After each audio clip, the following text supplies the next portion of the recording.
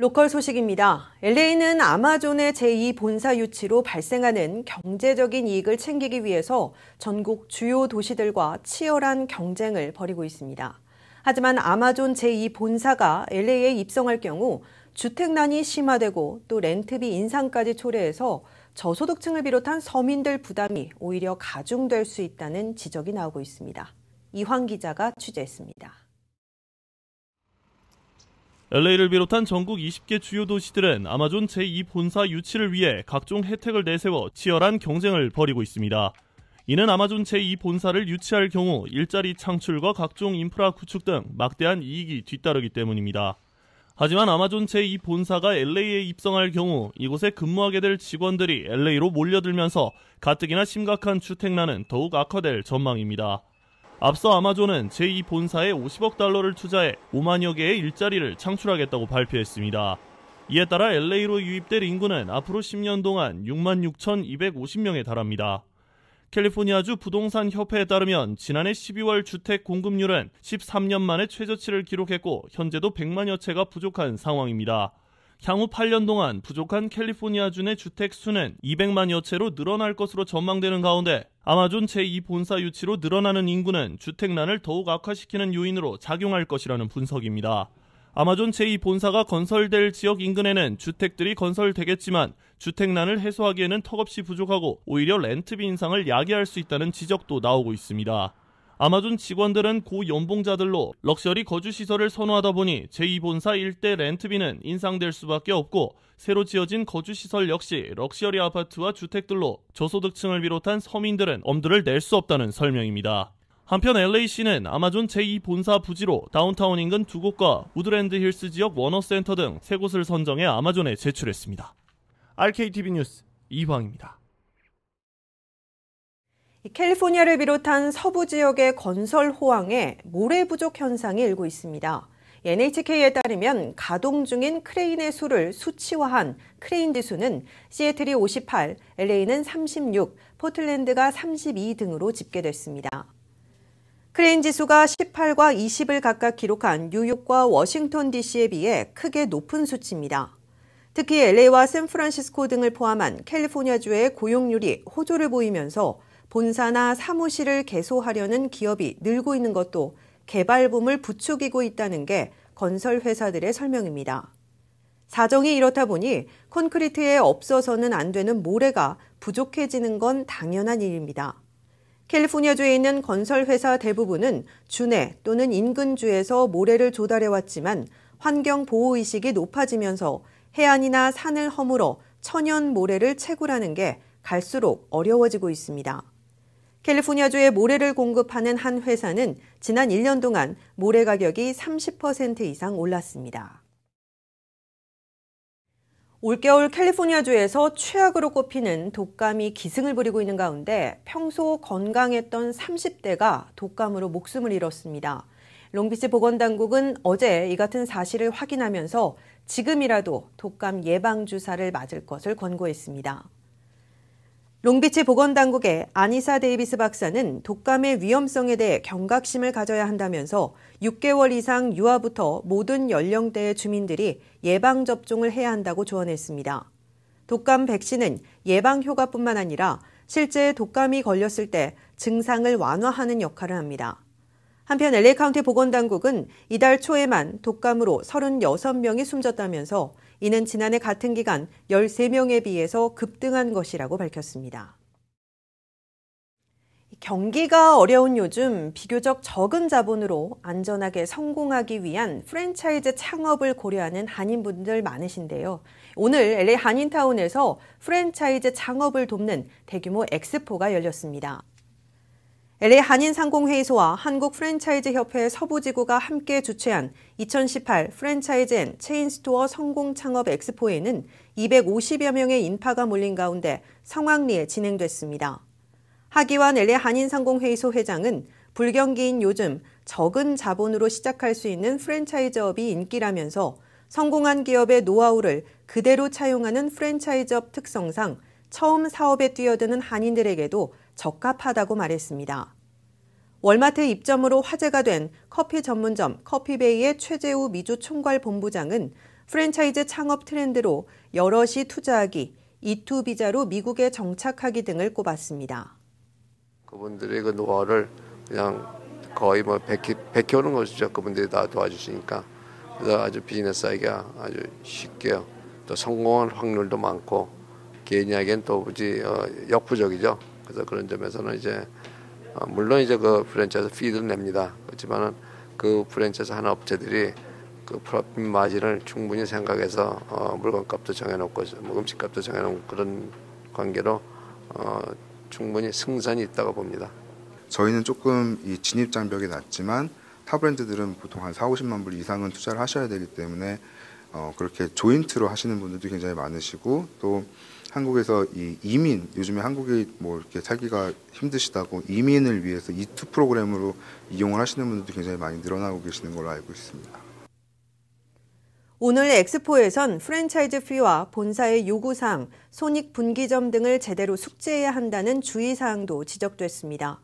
한편 이번 프랜차이즈 창업 엑스포에는 커피베이, 스트리추러스, 참다한 홍삼, 소호스타일, 호박식당, 미스터보쌈 등 유명 브랜드들이 대거 참석해 한인들에게 실질적인 정보를 제공했으며 매장 오픈을 돕는 1:1 상담도 이어졌습니다. 어제 발표된 한인은행들의 전분기 실적이 두드러지게 줄었습니다.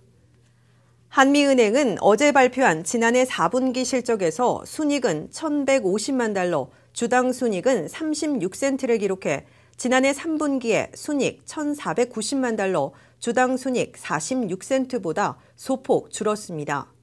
2017년 한 해의 순이익은 5,470만 달러로 전년인 2016년에 5,650만 달러에 비해 소폭이긴 해도 줄었습니다.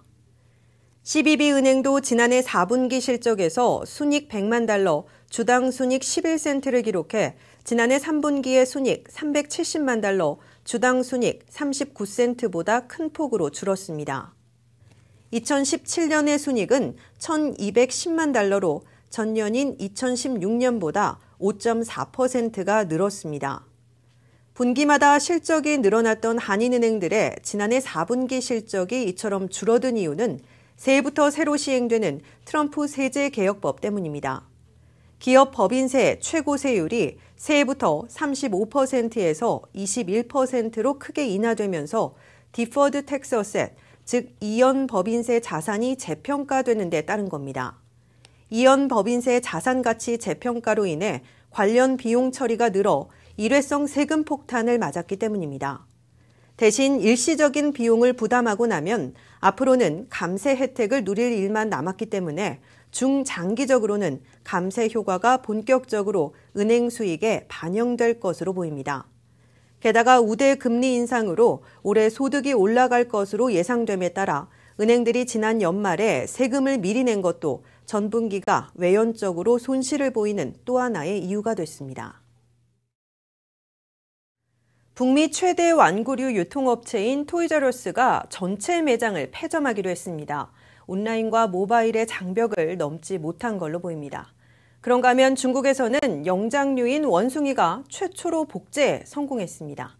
이 밖에 간추린 소식 조민정 기자입니다. 북미 최대 완구류 유통업체인 토이저러스가 지난해 9월 파산 보호 신청을 한 데 이어 미국 전역 182개 매장을 폐점하기로 했습니다. 파산 법원에 제출된 서류를 보면 미국 내 전체 매장 880개 중 약 5분의 1을 포기한 것입니다. 회사 대리인은 점증하는 경제계 압박과 온라인 쇼핑으로 옮겨가는 고객으로 인해 다수 매장이 철수할 수밖에 없다고 말합니다. 매장은 4월까지만 운영될 전망입니다. 토이저러스의 파산 원인으로는 어린이들이 전통적인 장난감 대신 스마트폰을 이용한 게임을 선호하는 데 따른 것이라는 관측이 나왔습니다. 또한 아마존을 중심으로 한 전자상거래가 활성화되면서 오프라인 매장이 직격탄을 맞은 것도 크게 작용했습니다. 지난해 미국 내 폐점한 오프라인 의류 완구 등의 소매점은 무려 7천여 개인 것으로 집계됩니다. 중국 연구진이 세계 최초로 체세포 핵치환 SCNT 기법으로 원숭이를 복제하는 데 성공했습니다. 체세포 핵지환 기법 SCNT는 22년 전 영국 연구진이 복제형 돌리를 만들 때 썼던 기술이지만 사람을 포함하는 포유류인 영장류에 성공한 사례는 이번이 처음입니다.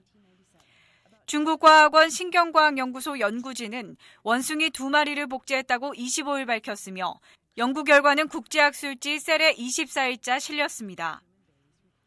SCNT 기술은 난자에서 핵을 제거한 이후 여기에 다른 체세포에 분리한 핵을 넣어 복제 수정란을 만드는 기법입니다. 이렇게 만들어진 수정란을 대리모에 착상하면 체세포를 제공한 개체와 유전적으로 동일한 동물을 얻을 수 있습니다. 연구진은 새끼 원숭이들에게 중국과 중국인을 뜻하는 중중과 화화라는 이름을 붙였으며 이제 연구실에서 유전적으로 동일한 원숭이를 만들 수 있게 됐다며 이런 복제 원숭이를 통해 뇌신경 질환이나 암 같은 사람의 질환을 보다 잘 이해할 수 있게 될 것이라고 전했습니다.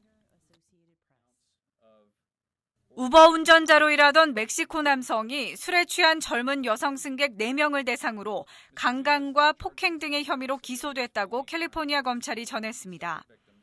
알폰소 알라콘 누네즈는 귀가를 위해 우버를 이용한 여성들을 집에 내려주고 휴대전화, 컴퓨터 및 보석류 등의 자산을 훔쳤다고 관계자는 전했습니다. 또한 그는 자신의 신분과 그의 우버 기록을 위장하기 위해 스마트폰의 벤모를 통해 요금을 수집해왔습니다. 검찰은 LA 북서쪽의 샌루이스 어비스포와 산타바바라 카운티에 추가 피해자가 있는지 확인하기 위한 절차를 밟고 있습니다. 현재 알라콘 누네즈는 모든 혐의를 부인하고 있으며 다음 재판은 1월 29일 치러질 예정입니다.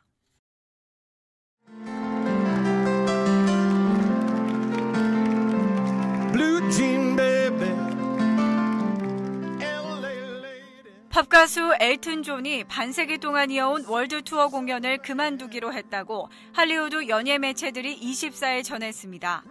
현재 엘튼 존은 미국 네바다주 라스베거스에서 레지던시 콘서트 밀리언 달러 피아노를 진행 중입니다.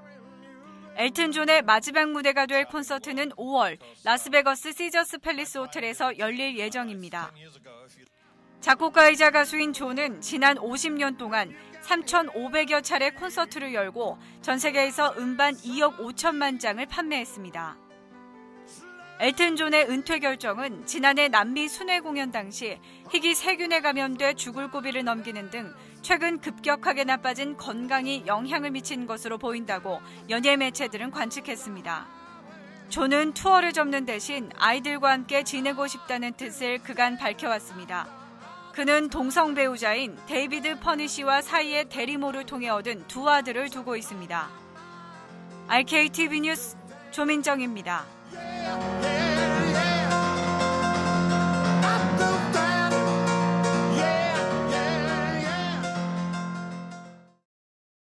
잠시 후 이슈 포커스가 이어집니다.